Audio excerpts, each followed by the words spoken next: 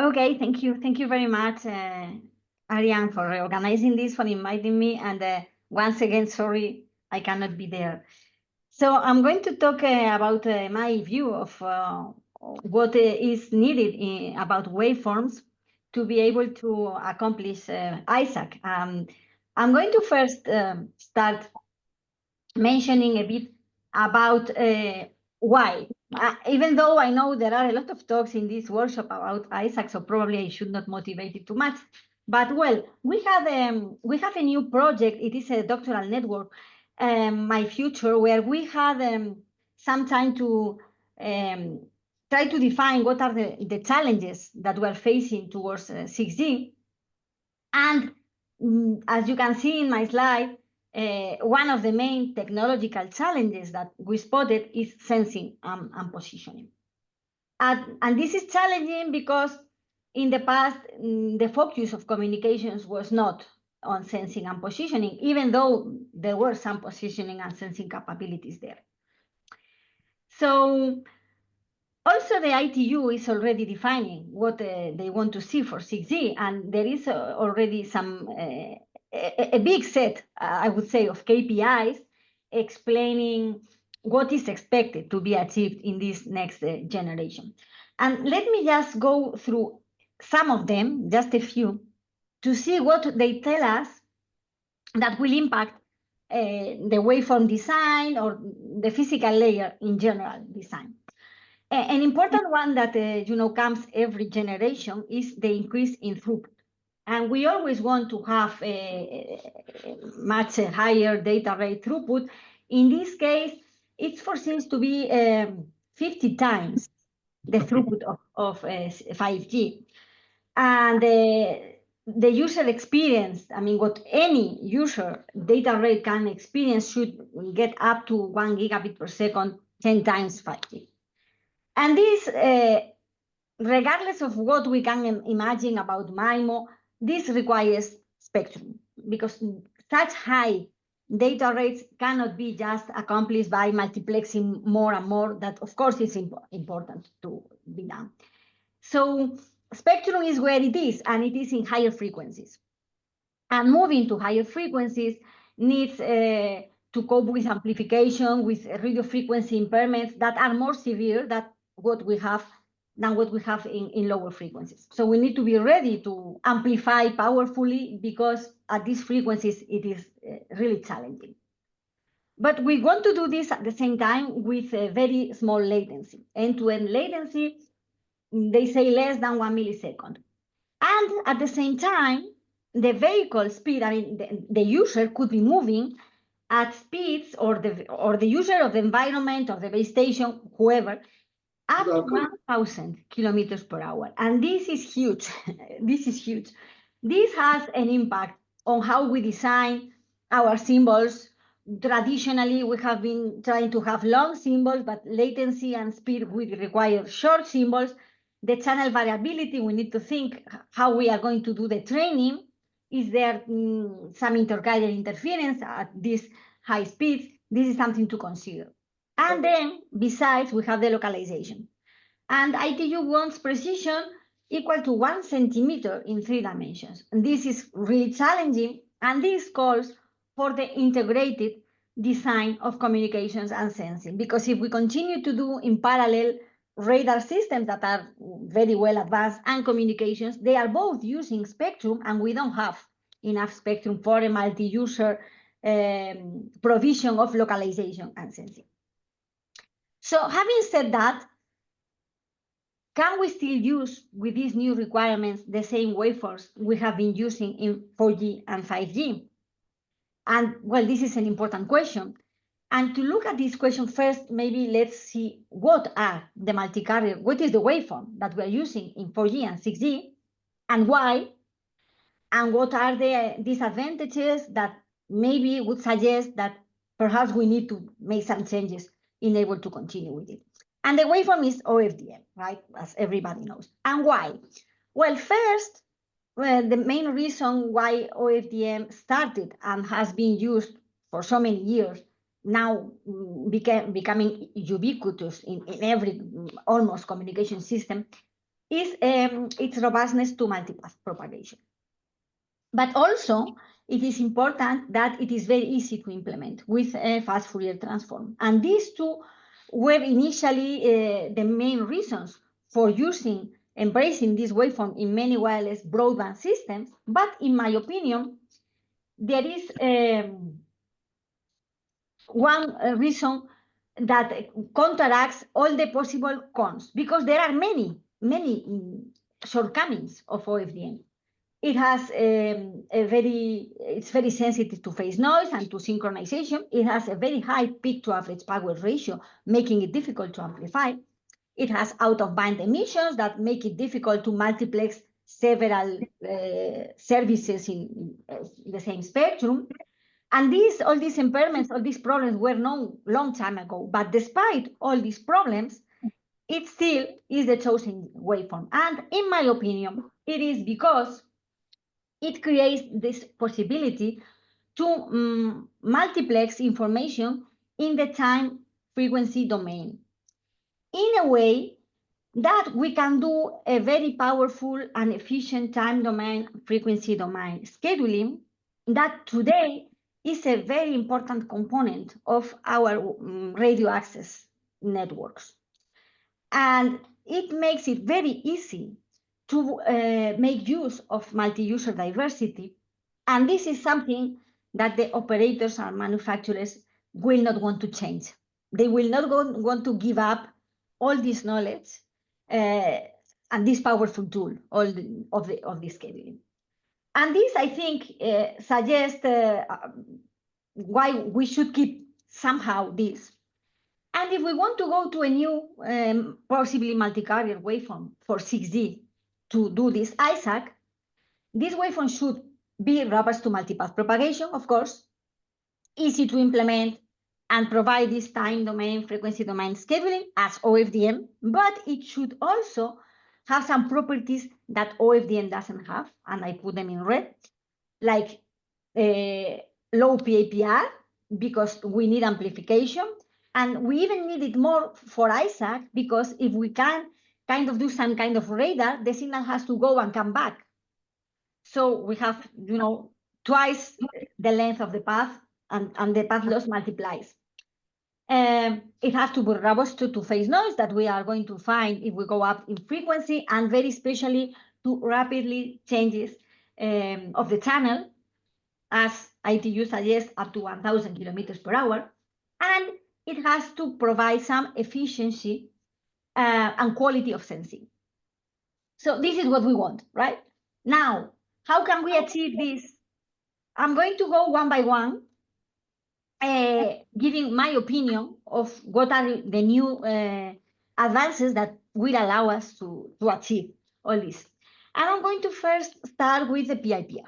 And we want it as small as possible, to have a very powerful amplifier, even if it is not linear, because this will have a very important impact on range and on our possibility to go higher in frequency, where the amplifiers are more difficult, more state-of-the-art. So we don't want the peaks of the signal, even though, well, OFDM has these peaks. But this is not really a new problem. There's been a lot of work, and actually for 4G, as you all know, in the uplink, we are not, our user equipment, our phones are not transmitting in OFDM. They are transmitting a single carrier FDMA, also called DFT spread OFDM, which is a modification of OFDM that has a lower PIPR. This is true. We have it in 4G as compulsory for the uplink. In 5G, it became optional. But what I want to say is that this is not enough. This is going to save us a little bit of this PIPR, some dB, equivalent to what you can save also with OFDM with other PIPR reduction techniques. But if we really want to go to very high frequencies, we need something that is pure constant envelope, as pure constant as possible. And this already exists. There are a couple of modifications of OFDM. They are called constant envelope OFDM and frequency modulation OFDM, and both don't have a lot of changes with respect to the normal OFDM. Essentially, the most important change is that the information the OFDM is going to be conveyed into the phase of a carrier. So there are only phase changes. That means the amplitude is not changing, the envelope is not changing, so you have a constant envelope in both of them. One of them directly in the phase, the other one is really putting the changes in the frequency, but they are very similar. So this is interesting because really, as you can see here, we are not changing a lot the OFDM. We are just adding a few blocks here and there, but we achieve constant envelope. And since we have an OFDM, we keep having this possibility of working in the time frequency domain and doing the scheduling as it has been done and as it probably should continue to be done. And this, of course, has some disadvantages because nothing is for free, right?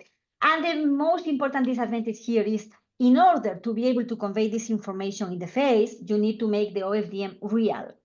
To make it real, you need to sacrifice half of your carriers to make the signal Hermitian that will ensure that after the IFFT, the signal is real. So this is the main drawback, that you will have half of your bandwidth. Also, the channel estimation needs some rethinking because since in the receiver we have a few of nonlinear things here, the channel estimation cannot be done after, but should be done before the transformation from the time to back to the frequency. So it should be done in the frequency, in the time domain. Well, I will talk about this a bit later. It's not impossible. I mean, it can be done. I wanted to also show you a little bit what I mean with constant envelope, and what I mean is really constant. So if we see this plot here, that is a very useful way to understand what is the degradation caused by amplification of a multi-carrier waveform.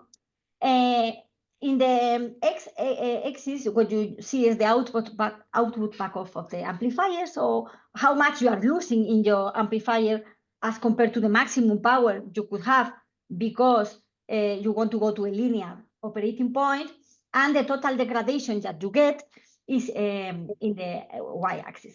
So OFDM is the worst of the three I'm representing here, or the four, because it will need a high output back off, and at the end it will have a high degradation. Even in the minimum degradation you can get is more than 8 dBs. While with DFT spread OFDM, the degradation is lower, a little bit more than 6 dB, but you can have zero degradation with a constant envelope FM OFDM. So this is interesting if the amplification is really an important problem, as it is in this case. Now I want to turn to the mobility and examine what happens if we really want to go at 1,000 kilometers per hour. But before going to see what what solutions we can have for the mobility, I want to stop a little and examine what is high. I mean, what is a mobility that is going to really be problematic for the normal OFDM? Because I want to express that it has to be really high.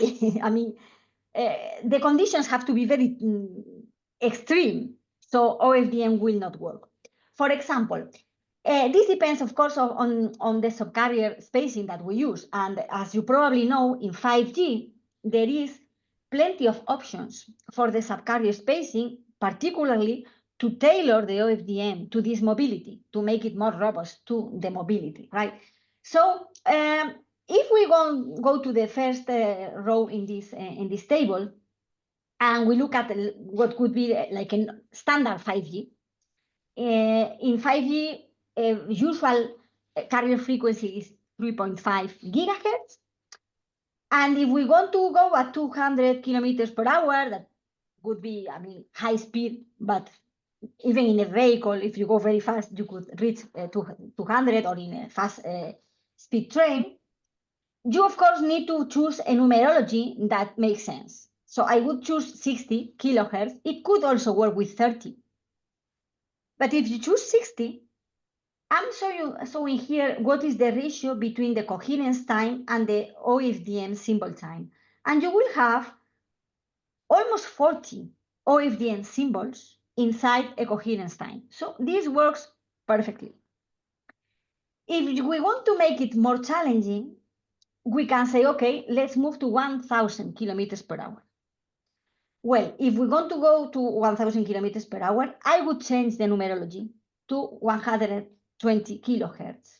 And in this case, we still have 15 OFDM symbols in one coherence time. No problem. We can maybe make it more challenging. Let's go up in frequency. So maybe we can see 10 gigahertz as, something that could be the future 6G, because for 6G we are discussing this higher mid or upper mid band from 7 to 14 gigahertz. That is likely to be an interesting operating frequency. If we go upper in frequency, my suggestion is change the numerology to a little bit higher, but still 240 is a numerology that is standardized in 5G. And we still have 10, almost 11 OFDM symbols in the coherence time. So again, no problem. So when would we have a problem? We can have a problem if we stick to 15 kilohertz, that is the subcarrier spacing of 4G. With 15 kilohertz, you will have a problem if you want to have 1,000 kilometers per hour movement, because the coherence time and the OFDM time become very close, so you will have intercarrier interference, and this is problematic. Or if you want to go to 70 gigahertz or upper, so very high frequencies, and still move at 1,000 kilometers per hour, that is something I wouldn't do, because, well, I don't know how you're going to do the beamforming, but, well, if you want to do, the OFDM will not stand that, even if you increase the numerology to 240. That would be problematic. So there are some cases, not many, but there are some cases where OFDM is not going to work. And in these cases, it makes sense to look for other possibilities. And it turns out that the FM OFDM, the waveform that I just mentioned that has a very good PAPR power ratio, it has also a very interesting robustness to the movement, to the channel variability. And why is that?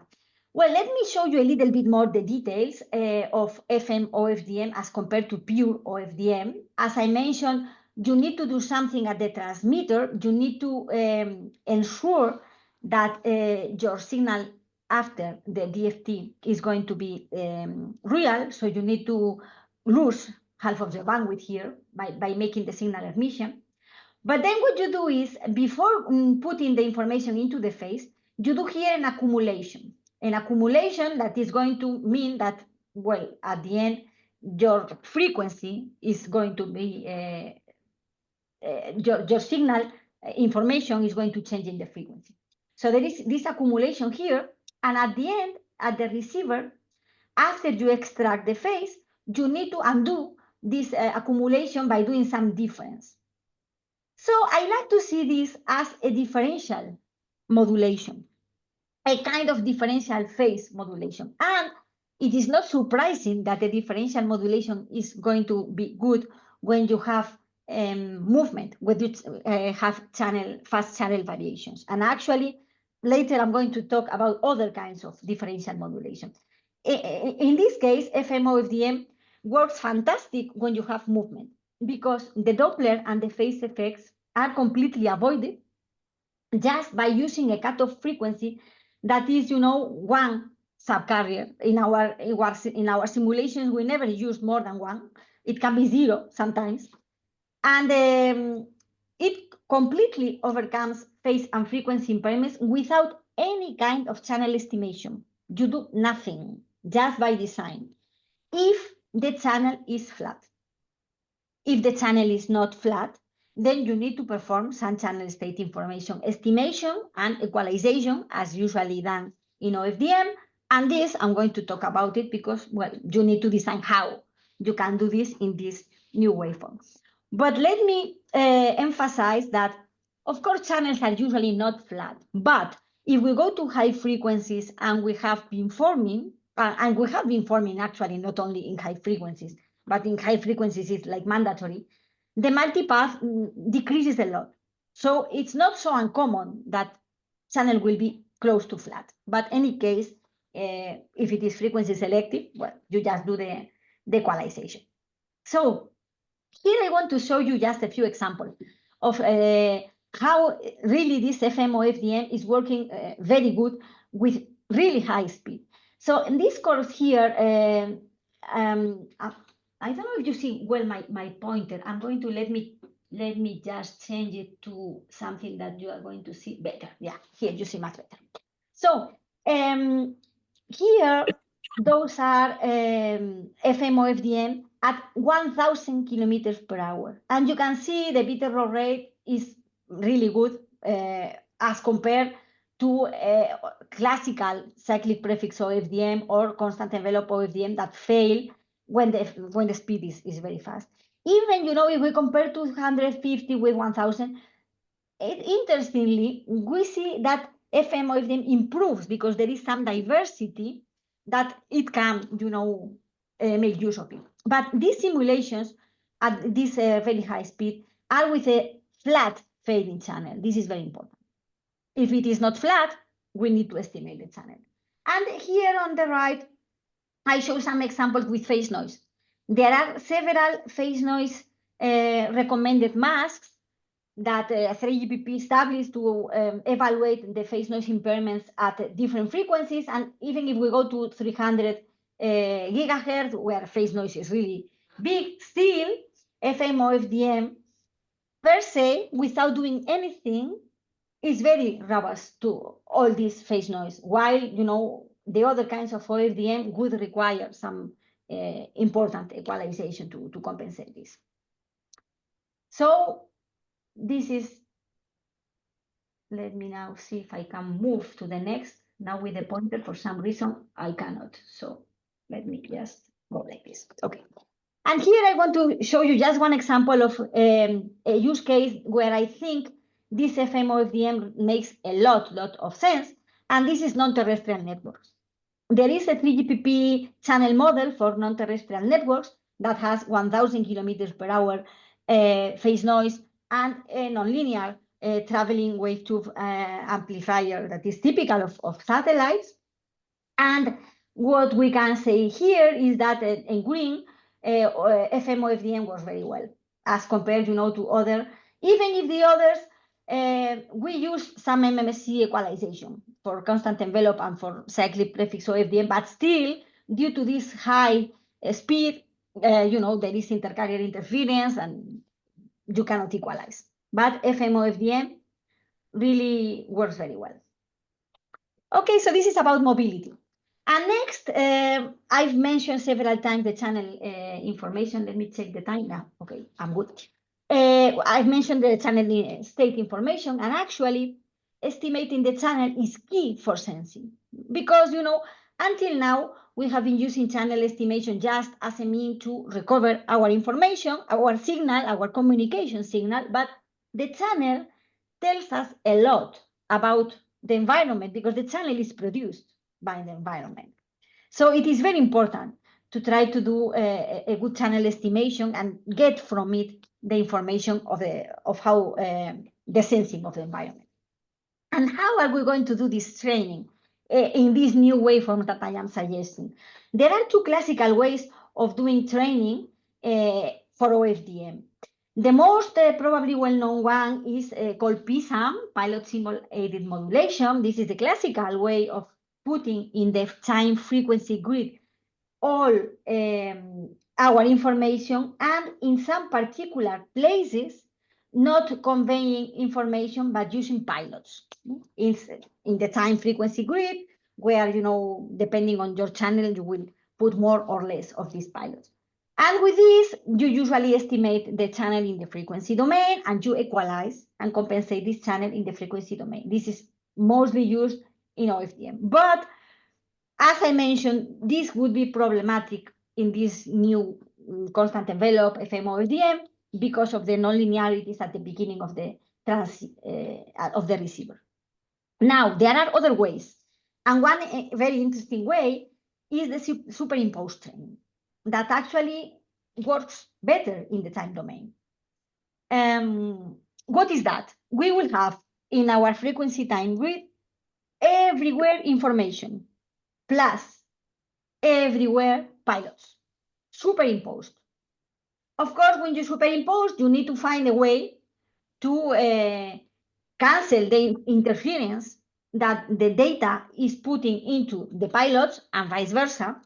And a very common way to do this is by averaging. So you need to do some averages and maybe design in a proper way your pilots so this interference can be nulled. Also, these new waveforms are a little bit different from OFDM. And maybe just exploring the nature of these waveforms, we can find ways to superimpose these pilots in a way that they become less damaging, or even, it's very easy to eliminate them, and you don't really lose any power or information rate through the pilots, or very little. And actually, this is something we have been doing in the past. For example, here I'm presenting briefly something we did with the constant envelope OFDM. It turns out constant envelope OFDM is putting the information onto the face of the subcarrier. Why don't we just design pilots that also are in the phase domain? Because if pilots are in the phase, they are not consuming extra power. That is what usually is the main disadvantage of superimposing the pilot, that they will take part of the total power and take it out from your signal. And actually, we did this. We call this the phase injection. And we put just some particular well-designed phases that then you can estimate with them the channel and also remove them so they will not affect your data signal. And we get very interesting results, because if you see here in black the perfect channel estimation, we can get extremely close to the perfect channel estimation with these schemes that are particularly tailored for the constant envelope OFDM, taking into account its characteristics. Something that we did some years ago is also for other kinds of multi-carrier signals. In this case, for some kind of filter bank multi-carriers that were, very fashioned some years ago because their ability to use better the spectrum. There is one that is called cyclic Brock filter multitone that has this interesting shape because it's filtered. So we thought, well, it's filtered, so there are some spectral holes here. Why don't we put the pilots there? And actually we did this. So we put the pilots here in red where there is almost no signal. So it is superimposed, but signals and pilots are not going to interfere a lot. This was a work we did some time ago, but now that we are working on FM OFDM, we realize that FM OFDM has a very similar spectral shape. So why not, again, to recover this idea and put the pilots where they are not going to be, interfering with your data signal. And actually, well, we have some work in progress that is going to be finished very, very soon, where we completely define the pilot structure for FMOFDM. And actually, not only for FMOFDM, it can be used for other multi-carrier signals, where we are going to be able to estimate and compensate the channel when it is fast, very fast varying. So then there are many options to estimate the channel. But I want to mention that also there is the option to not estimate the channel. Because why are we estimating the channel? We are estimating it because we got used to coherent communications where there is a known signal, we call it a pilot, that is transmitted through the channel. And at the receiver, by looking at what happened to this known signal, we can somehow estimate the channel and use it to compensate what is going to happen to other, subsequent information symbols. And this is fine, but it's not the only way. And communications started being non-coherent at the beginning. Later, we found a way to make them coherent, and it is true. that coherent communications are more powerful because typically you will lose 3 dB in your signal-to-noise ratio when you do non-coherent. But there are cases when the amount of pilots that you need, especially when the channel is changing very fast or when your SNR is very poor, there are studies long time ago that tell you that in these cases it's better not to put pilots and try to do in a different way. And this motivated some recent work on non-coherent massive MIMO, because massive MIMO is particularly one case with so many antennas and so many users where there are a lot of channels that you need to estimate. If the channel is static, okay.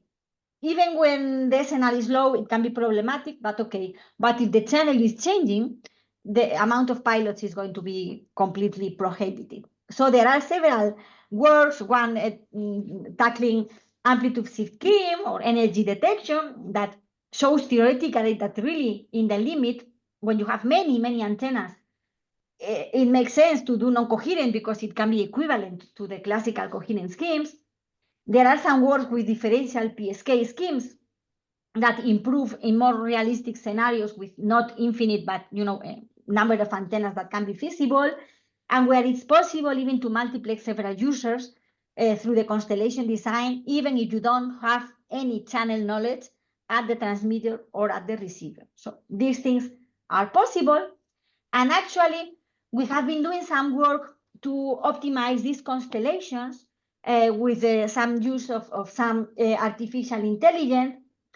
And we got designs that we could have not imagined, by ourselves. The people, we needed the machine to show us how to pack these users in a way that we can separate them the best possible. Because what we envisaged was okay, but the distance between the different points in the constellation was not optimized. So with this help of the machine learning, in this case, it was artificial intelligence, we can achieve with a very reasonable number of antennas, meaning 100 up to 500. Well, 500 is yet not realistic, but 100 is something that is state of the art, even 200, right? We can obtain much better performance than what we had in the past. Again, with non-coherent communications and being able to multiplex a very reduced number of users. So that's where now the problem is. To be able to go for more users is really complicated. And maybe you are wondering, okay, but for communications, fine, but if you want to do sensing, Anna is losing her mind. You cannot do this without channel estimation. True, but we have some words that show you that actually you can do hybrid schemes. So you can replace pilots with data that are encoded in a way that they can be differentially decoded and use those as pilots to estimate the channel for the others. And we show that in an example with the time frequency grid of 5G, where the yellows are the classical pilots in 5G, but we just removed most of them and put data that can be differentially decoded and use them to decode all the other information. And this works.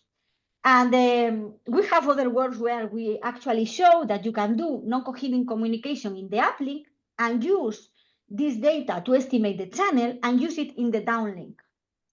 So this could be also used for sensing. We have not tried, but if it can be used for beamforming, it can be used for sensing as well. So last thing I want to mention is I've been emphasizing a lot the time frequency grid that I see as an advantage of OFDM, but for sensing, maybe there are other grids that can be more interesting. And that's the delay Doppler grid. Because when you do sensing, you want to estimate delays that tell you the distance of the target and Dopplers that tell you the speed, the velocity. If you can transmit your information in a grid that is in the delay and Doppler, maybe this is more advantageous to do the sensing. And this happens actually with OTFS that became very popular. And because of OTFS, this has been, increasing a lot in interest. And now there is ODDM, that is orthogonal delay Doppler modulation, and many other variants. There is, interestingly, DFT spread OTFS to, decrease the PIPR. And even I've heard of non-coherent OFTS or OTFS, but I didn't have yet the time to study it in detail. But all this is, of course, very interesting, because by just changing the transform, instead of using an FFT, using something like, for example, the discrete ISAC transform, your information comes from a different domain. It can be displayed in the delay Doppler domain, but then you go to the time domain where, the signals go together with people and together with the cars, and then back to the delay Doppler domain. This is very interesting, but the research by now to do the channel estimation in this OTFS has the drawback that the amount of information that is not devoted to data, so it is devoted to one pilot, but many surrounded resources that have no data, is a little bit too large. But you can, of course, do superimposed training, as I was explaining, and you can do this for OTFS as well. Actually, we have shown some example where you can do this and put in your delay Doppler grid data everywhere and pilots everywhere, superimposed. And just by designing the demodulation with some averaging, no need to do anything very complex. There are some works that propose some kind of successive interference subtraction, but really with a clever averaging, you can get very, very good results, as I'm showing here in the curve. Green and purple are our scheme that really has a very good MSC as compared to others. And this we did without really designing the pilot scheme with care. Now we are designing the pilot with care, and very soon, like next week, I think we will be ready to produce a new paper with much better results ever, because, of course, the pilot design is important. And this is nice because if you can estimate your channel in your delay Doppler, automatically you can sense your environment by putting a threshold that is going to tell you if there is or there is not target in this delay or this Doppler, as you know, the typical Newman-Pearson criteria in radar. You can completely estimate your environment. And we did this with help of a little bit of a deep neural network, because, well, the key here is to estimate, to understand what is the threshold. And it's not so easy to define the threshold, because you need to assume knowledge of the environment. If you know it, Jenny could tell you what threshold to use, but if the machine learning, I'm showing here, that achieves almost the same probability of detection as compared to the ideal, and much better than what we could do with a practical threshold. There is a little bit of price to pay, which is we increase a little bit the probability of false alarm, but just a little bit. And well, this is just one example that a lot of things can be done here. So, so I presented many waveforms, and unfortunately, none of them is the ideal one. All of them have pros and cons. And luckily, there are more pros than cons. So you see a lot of green faces here. For example, OFDM is really fantastic. I mean, I am a super fan of OFDM, as you know, but it has the problem of the amplification. That is a very important problem. It is also not so robust to time variability, but I show you that really it has to be very extreme, this variability, to damage OFDM, but still there are cases. So there are other solutions, like FMOFDM, for example, is going to solve many of the problems, but not all of them, because, for example, I don't say it's not possible. It's just we have not looked at it yet. How you do the multi-user scheduling, or the robustness to multipath. It is robust, but the channel estimation is a little bit more complex than with OFDM. And for example, the non-coherent it could help perhaps a little bit with the amplification because it is robust, so you can use lower signal-to-noise ratio. But if you combine it with OFDM, it still has the high PAPR ratio. So, well, OTFS has still the same problem as OFDM for the amplifier. It is very good for mobility, but for other things, there still need to research because it's not clear how to do the multiplexing of users. Multipath, it's less robust than WebVM. So what can we do? There is no one size fits all. There are good and bad things in all of them. There are two good news here. One is all those that I mark with this yellow neutral phase is not that they cannot be solved. It's just there is a need for more research. So there is a lot of research needed here. And I think this is good news because we enjoy doing research. But also a very good news is that all these waveforms are very similar. They all share some FFT, IFFT architecture. So it's very easy to combine them. And it should be possible to create in a new standard possibilities to have a combination of them depending on what is your situation or use case. You can use one or the other and also have some flexible pilot structures. And with this, I finished. I am looking at the time and I think I did it well in the time I had allocated. So thank you very much once again, Ariane, for organizing this and everybody for attending.